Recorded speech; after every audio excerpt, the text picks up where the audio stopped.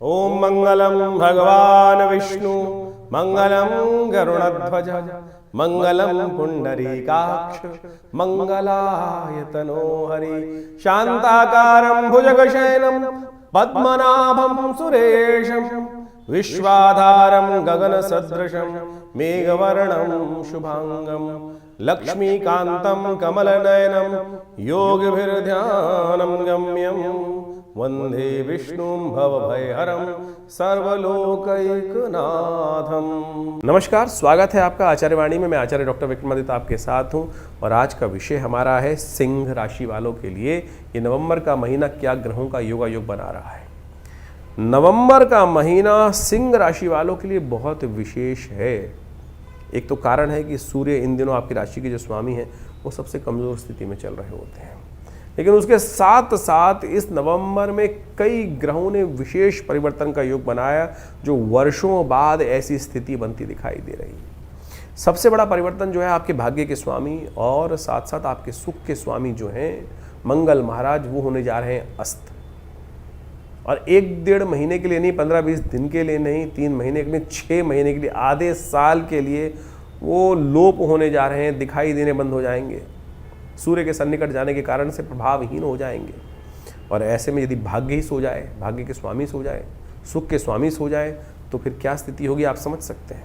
और कहीं अगर आपकी राशि जन्मपत्री में भी सूर्य अगर मंगल जो है वो कमज़ोर स्थिति में है, तो ध्यान रखिएगा आपको अपने स्वास्थ्य का भी, मनोमस्तिष्क का भी, विचार का भी ध्यान रखने के। जिन बच्चों की कुंडली में ऐसे में मंगल कमज़ोर स्थिति में है कुंडली के अंदर, तो उनको ध्यान रखना कहीं एंजाइटी डिसऑर्डर, कहीं डिप्रेशन की शिकायत, या ऐसे लोगों के साथ में जो बीमार हैं वो कहीं ना कहीं थोड़े हतोत्साहित हो सकते हैं। तो उनको बल देने की ज़रूरत है, सही मार्ग पकड़ने की ज़रूरत है। वो सही मार्ग ज्योतिष के दृष्टिकोण से जान सकते हैं आप।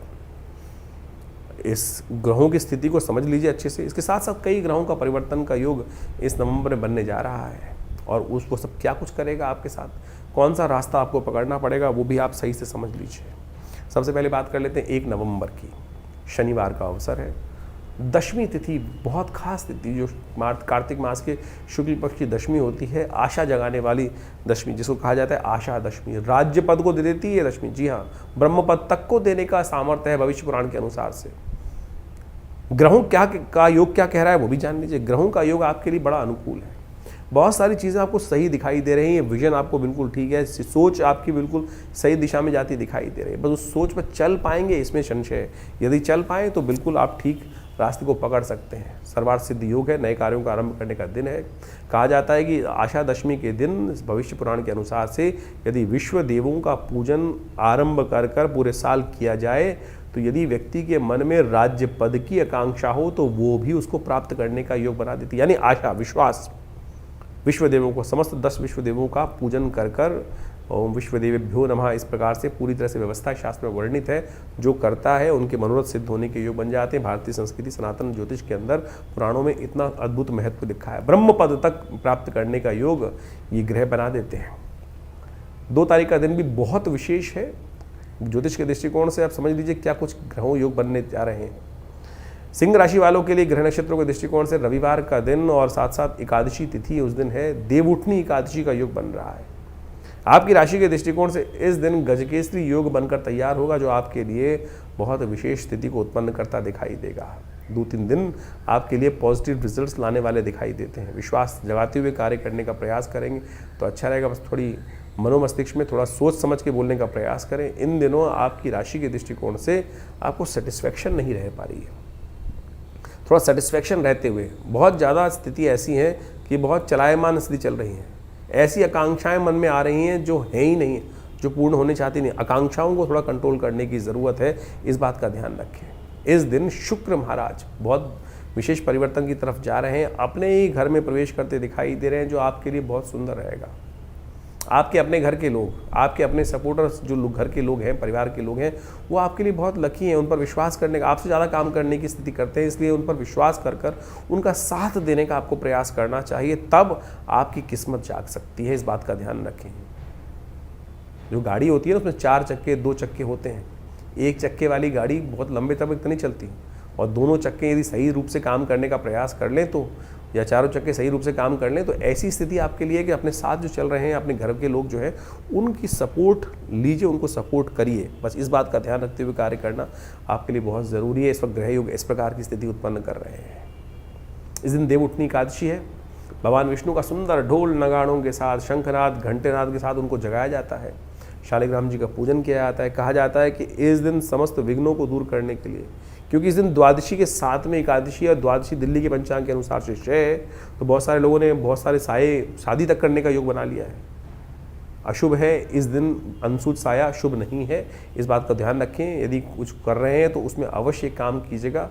भगवती तुलसी के साथ भगवान विष्णु का पूजन, शालिग्राम जी का पूजन करें, वो विघ्नों को दूर करने के लिए रास्ता प्रदान करेंगे। 2 नवंबर को एकादशी है और उसके साथ साथ द्वादशी क्षय हो रही है। द्वादशी क्षय हो रही है और देव प्रबोधनी एकादशी अपने आप में अनसूच साया माना जाता है। बहुत लोग बिना किसी मुहूर्त को देखे भी शादी कर लेते हैं क्योंकि अनसूच साया है। नए नए मुहूर्त करने का प्रयास कर लेते हैं क्योंकि अनसूच साया की कैटेगरी में आता है। लेकिन इस बार सबसे पहले हम देव प्रबोधनी एकादशी का महत्व तो बताएंगे ही आपको, लेकिन एक बात समझ लीजिएगा, इस बार देवउठनी एकादशी भी द्वादशी क्षय है। क्षय तिथि पे कोई भी नया कार्य कभी आरंभ नहीं करना चाहिए, वो दोषयुक्त हो जाता है।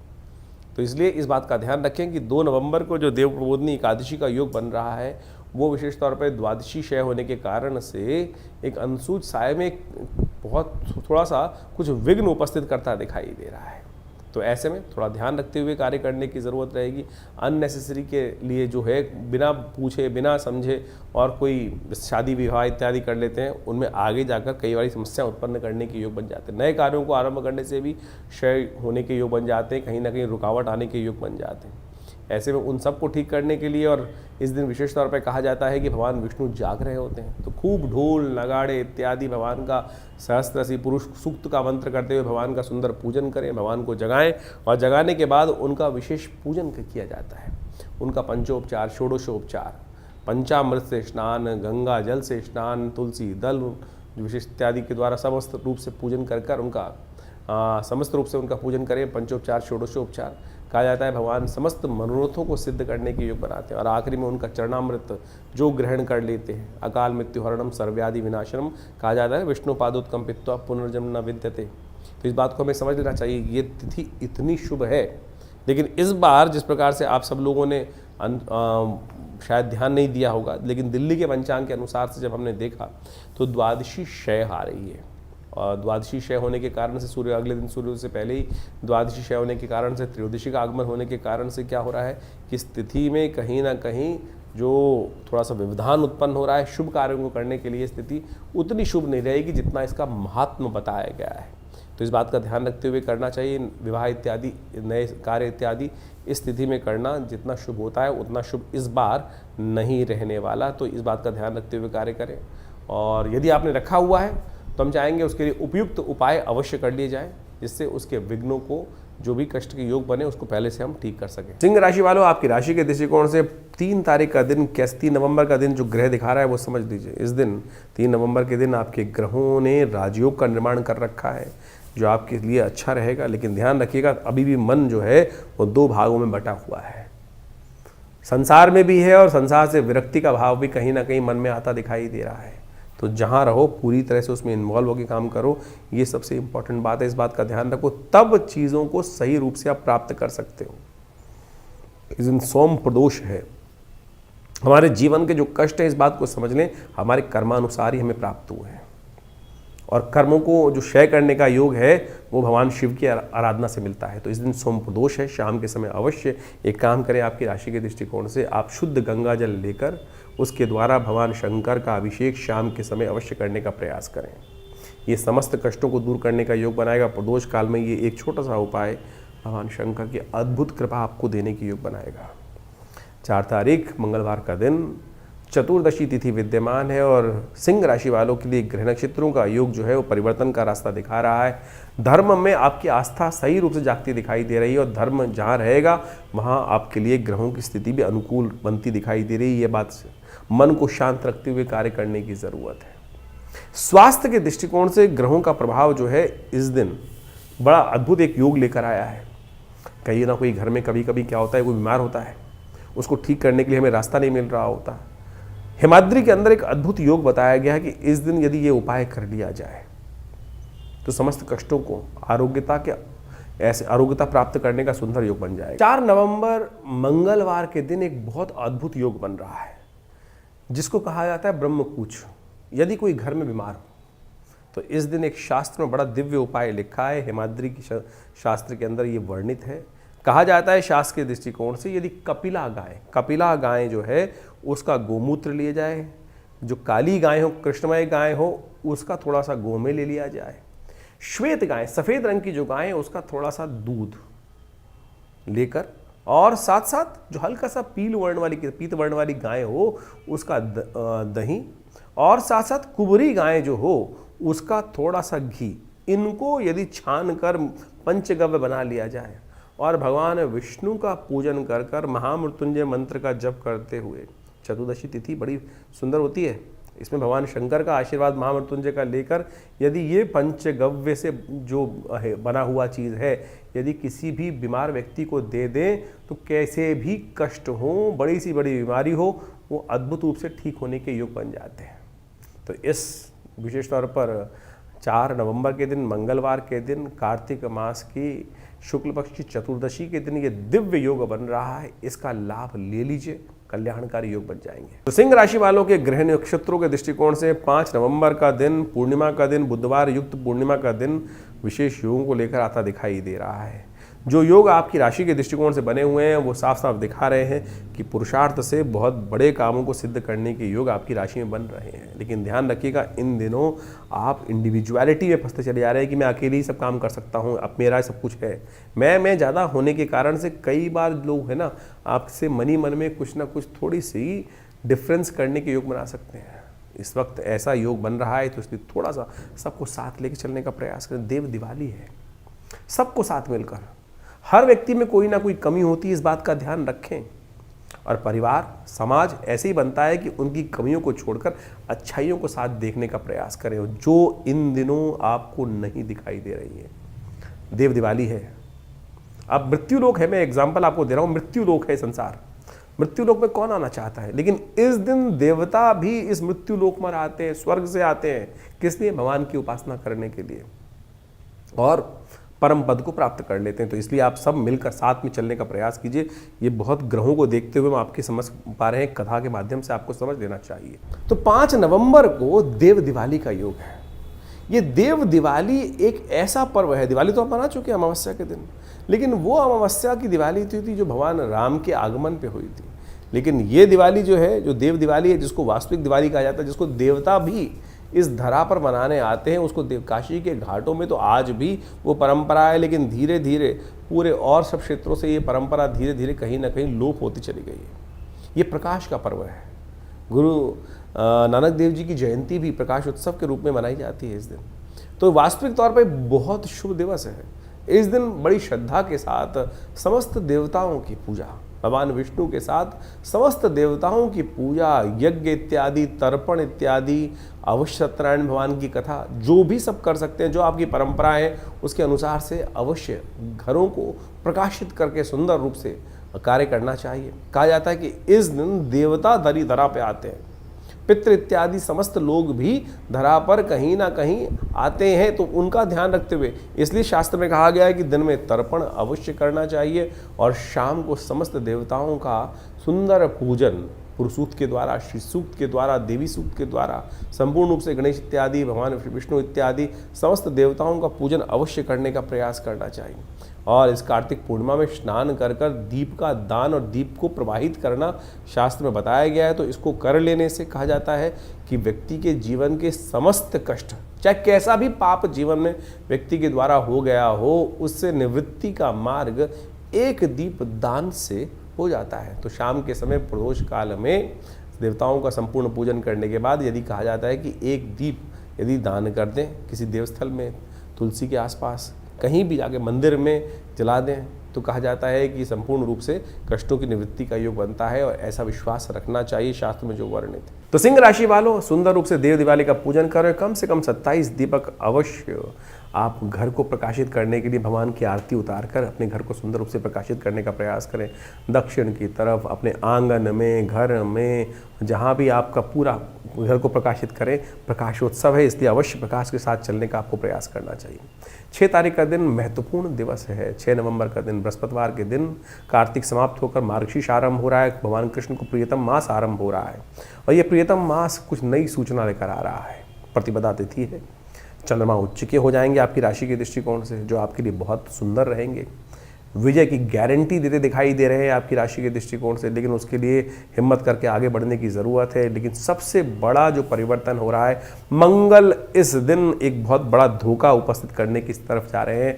स्वग्रही होने के बावजूद वो अस्त होने जा रहे हैं और ये मंगल का अस्त होना 1-2 दिन के लिए नहीं है, 1 महीने के लिए नहीं है, 6 महीने के लिए, आधे साल के लिए। 2 मई 2026 तक ये मंगल महाराज जो हैं सूर्य के बिल्कुल सन्निकट चलने के कारण से आकाश से कहीं ना कहीं अपने जो अस्तित्व को कहीं ना कहीं छुपा देंगे और ये इसको कहा जाता है अस्त होना ग्रह का।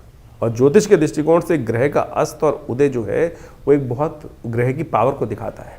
जब मंगल अस्त हो जाता है और आपकी राशि के दृष्टिकोण से मंगल जो है वो भाग्य के स्वामी हैं, सुख के स्वामी हैं, माता के स्वामी हैं और कहीं ना कहीं इन सब भागों को कहीं ना कहीं कष्ट देने के योग बना सकते हैं।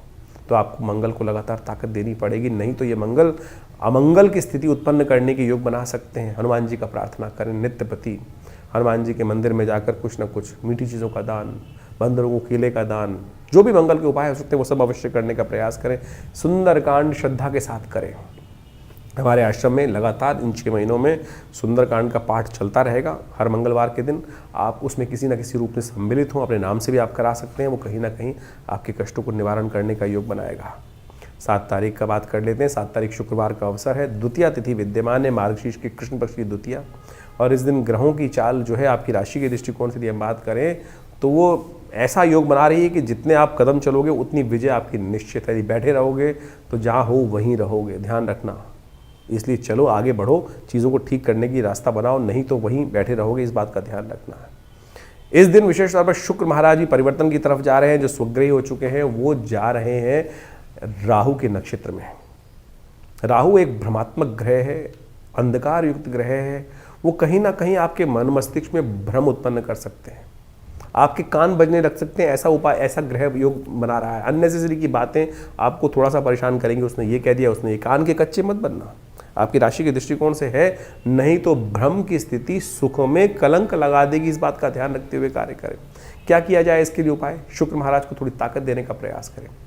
संशय को दूर करने के लिए राहु के साथ जो राहु के नक्षत्र में जाने के कारण से उपाय बन रहा है उसको त्याग करें कि शक ना करें किसी पर। बेकार का शक करना कहीं ना कहीं एक बीज जो है कष्ट में उत्पन्न करने के योग बना सकता है। तो ऐसे में सबसे श्रेष्ठ उपाय हम बताएं आपको, थोड़ा गूगल ले लीजिए और घर में शाम के समय गूगल की ध्वनि अवश्य करने का प्रयास कीजिए। इससे राहु का नेगेटिव प्रभाव दूर होगा। इन दिनों राहु आपका बिल्कुल ठीक नहीं चल रहा है। शुक्र भी स्वग्रही होकर राहु की ग्रस में चले गए हैं तो वो कहीं ना कहीं परेशान दे सकते हैं। 8 तारीख शनिवार का अवसर, तृतीया और चतुर्थी तिथि का योग। दिल्ली के पंचांग से हम बात करें तो चतुर्थी क्षय हो रही है। ऐसे में ग्रहों ने परिवर्तन की तरफ भी चाल चली है और ये परिवर्तन विशेष तौर पर देखें तो आपके लिए लाभ का रास्ता खुल रहा है, नुकसान नहीं दे रहा है। आगे बढ़िए पूरी तरह से और जितना आप बड़ों की सेवा, संतों की सेवा करेंगे उतना आपको लाभ प्राप्ति के योग बनेंगे। शनिवार का दिवस है और शनि महाराज इन दिनों आपकी राशि में ढैया चल रही है, ठीक नहीं है। चतुर्थी का दिन साथ में शनिवार का योग, तो हो सके तो हनुमान गणेश जी को सिंदूर अर्पित करने का प्रयास करें, वो आपके लिए अच्छा रहेगा। 9 तारीख का दिन रविवार का दिवस है। पंचमी तिथि विद्यमान है और इस दिन ग्रहों का योग आपके लिए करीब करीब 50 से 60% फेवर में ग्रह योग बनाता दिखाई दे रहा है। सूर्य इन दिनों थोड़े कमजोर स्थिति में चल रहे हैं और सूर्य को बल देना बहुत ज़रूरी है, जो आपके लिए पराक्रम को विजय करने का योग बनाएगा। सूर्य आपकी राशि के स्वामी भी हैं, तो अवश्य गायत्री का जप करें, सूर्य को जल दीजिए, ये आपके लिए कल्याणकारी योग बनेंगे। 10 तारीख का दिन सोमवार का अवसर, षष्ठी तिथि विद्यमान है और ग्रहों ने परिवर्तन का रास्ता पकड़ते पकड़ते आगे जाने का योग बनाया है। थोड़ा सा भारी है आपके लिए ग्रहों का ये परिवर्तन, अननेसेसरी स्वास्थ्य पर थोड़ा समय भारी पड़ सकता है।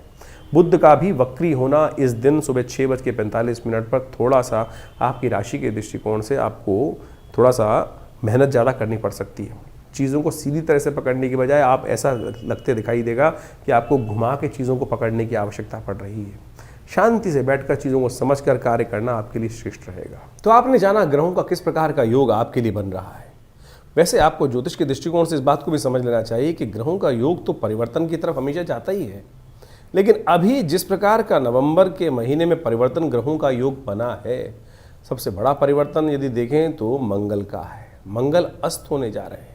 स्वग्रही राशि में विराजमान होकर जिस प्रकार से मंगल शनि से पीड़ित होकर चल रहे थे, मंगल लगता था कि बहुत बड़े कार्य को करने के लिए इस वक्त आए हैं और पूर्ण शक्ति में लेंगे, लेकिन ज्योतिषीय दृष्टिकोण से यदि देखा जाए तो मंगल करीब करीब 6 महीने के लिए अस्त अवस्था में चले जाएंगे, सुषुप्त अवस्था में चले जाएंगे, कुछ कार्य नहीं करेंगे। ये बड़ी विचित्र स्थिति है और ऐसे में आपको पुरुषार्थ करना पड़ेगा। पुरुषार्थ वाले काम बिना, देखिए कहा जाता है ना, बिना प्रयास के तो कुछ भी नहीं मिल सकता। उद्यमे नहीं सिद्धंति कार्याणि न मनोरथे नहीं सुप्त से सिंह से प्रवेशंति मुखी मृगा। ये बात बाल्यकाल में बच्चों को पढ़ाया जाता है कि उद्यम करने से ही, प्रयास करने से ही कुछ मिल सकता है। यदि शेर भी सोते हुए सोचे कि मेरे मुख में, सोचता वो यही है कि मैं मुंह खोलूं और उठना कहीं जाऊं ना, अपने आप हिरन मेरे मुंह में आ जाए, ऐसा हो नहीं सकता है। उद्यमे नहीं सिद्धंति। तो इस बात का ध्यान रखिए, इस वक्त मंगल आने वाले 6 महीने तक, यानी मई तक, इस नवंबर से लेकर मई तक मंगल बड़ी विचित्र अवस्था में चले गए हैं। और ये अवस्था मंगल की जब होती है तो कई बार नेगेटिव कार्य बहुत ज़्यादा होने के योग बन जाते हैं, नेगेटिव मानसिकता बहुत ज़्यादा होने के लग जाती है। ऐसे में विश्व के पटल पर जो भी उठापटक के योग पिछले पूरे वर्ष से जो स्थिति चल रही थी, उसमें एक भयावह परिवर्तन आने का योग भी बन सकता है। जी हाँ, कुछ जो भी उपद्रवकारी योग चल रहे थे, जिस प्रकार से कुछ उपद्रव लगातार विश्व में कई जगहों पर चल रहे थे, वो और भी भयावह स्थिति में जाने के योग बनते दिखाई देंगे। तो ऐसे में आप अपने मंगल को ठीक करने के लिए लगातार इसको, अपने बल को, क्योंकि मंगल जो वास्तविक तौर पर व्यक्ति का शौर्य है, व्यक्ति का उत्साह है, साहस का प्रतीक है। और आपकी राशि के दृष्टिकोण से जैसा हमने समझाया कि मंगल का जो प्रभाव आपकी राशि में होने जा रहा है 100 आने वाले 80 दिन तक, उसको आपको संभाल के रखना पड़ेगा। लगातार कुछ ना कुछ कार्य मंगल को शक्ति देने के लिए करते रहें। अब आपकी कुंडली में मंगल की स्थिति क्या है? जिन जातकों की कुंडली में मंगल नीच के हैं, मंगल अशुभ प्रभाव उत्पन्न करते हैं, मंगल अशुभ है, बद है, जो जैसे ज्योतिष के बहुत सारे शास्त्रों में कहा जाता है मंगल शुभ या अशुभ, कुंडली में ये देख के एनालाइज करना चाहिए। और ये कुंडली को देखे बिना राशि के दृष्टिकोण से नहीं पता चल सकता है पूरी तरह से। तो उनके लिए खासतौर पर आपके बच्चे जो हैं, नए नए पढ़ रहे हैं, कई क्षेत्र में कार्य कर रहे हैं, ऐसे में क्या होता है, जब मंगल खराब स्थिति में होते हैं तो बच्चे क्या होते हैं, नेगेटिव तरफ, गलत कार्य की तरफ और तो और एडिक्शन की तरफ भी चले जाते हैं। इस मानसिकता से आपको ध्यान रखना पड़ेगा। तो ऐसे में जब साहस, जब जीत नहीं मिल रही होती है अंदर, जो विशेष तौर पर प्रयास करने के बाद भी हतोत्साहित जितना मन होता है ना, तो उससे कहीं ना कहीं व्यक्ति टूट जाता है। और ये ग्रहों की वही स्थिति है। तो इस वक्त अपने ग्रहों को सही समझकर, जन्मपत्री को अच्छे से एनालाइज कर कर, दशाओं अंतरदशाओं की स्थिति को समझते हुए आपने कार्यों को ठीक करने की ज़रूरत रहेगी। नहीं तो आने वाले 6 महीने मंगल का जो नेगेटिव प्रभाव है, और शनि पूर्ण ताकत में इस वक्त, क्योंकि वक्री से मार्गी भी हो जाएंगे, पूर्ण ताकत से आगे चलेंगे। बृहस्पति ने जो सपोर्ट दिया है वो परिवर्तन का, वो अब जब परिपक्व काल आ रहा है तो उसमें मंगल वहाँ साथ छोड़ते दिखाई दे रहे हैं। तो आपको मंगल को लगातार ताकत देने की ज़रूरत रहेगी। ऐसे में विशेष तौर पर कुछ समय पर जो प्रयोग हैं वो आप अपनी राशि के अनुसार से सही से समझकर सही रूप से करते रहेंगे तो वो आपके लिए बहुत अच्छा रहेगा। और ज्योतिष को इस प्रकार समझना चाहिए, गोचर में ग्रहों का परिवर्तन समय समय पर होता रहता है, और जिन जिन लोगों ने उन ग्रहों की अवस्थाओं को समझकर जो समय के अनुसार से उपाय कर लेते, मैंने बहुत बार देखा है आपने कि व्यक्ति को बचाया जा सकता है, नुकसान से बचाया जा सकता है, समझ दी जा सकती है, लेकिन आप उसको एक्सेप्ट कर कर समय के अनुसार चले तो अच्छा रहेगा। बहुत सारी चीज़ें कई बार जो होती हैं वो बहुत नेगेटिव चली जाती हैं। तो कोशिश ये करें, इन ग्रहों को समझकर आप अपनी राशि के अनुकूल से उनका परिवर्तन का जो उपाय शास्त्र में बताया गया है उनको करते रहें। राशि तो हम मूलतः बताते हैं, लेकिन जन्मपत्री का एक इतना शोध विशेष तौर पर देखने की आवश्यकता है कि अंदर क्या स्थिति चल रही है, उसको अच्छे से एनालाइज करवाएं, देखें, समझें और फिर जो जो उपाय आपको बताए जाएं करिए। रक्षा होगी, कष्ट से निवृत्ति का मार्ग अवश्य बनेगा। ज्योतिष केवल वो नहीं है कि आप डायग्नोज करने, उसका रेमेडी एस्पेक्ट नहीं है, उसका मंत्र विज्ञान, यंत्र विज्ञान, यज्ञ विज्ञान, रत्न विज्ञान और अनेक प्रकार के दान, मंत्र जप इत्यादि इतने उपाय शास्त्र में वर्णित हैं। उन सबको कर कर समय को बदला जा सकता है। जी हाँ, समय को बदला जा सकता है, वही ज्योतिष का लाभ है। तो इसको सच्चे समझ लें। तो आशा करते हैं आप अपने ग्रहों के अनुसार से प्रभावों को समझते हुए अपने आप की जो रक्षा कवच छाते आपको चाहिए वो सब आप समय पर ये उपायों के माध्यम से जनरेट करेंगे, उपाय उपयोग करेंगे और अपने जीवन में अपने परिवार के लिए शुभ मार्ग बनाने का सुंदर रास्ता बनाते रहेंगे।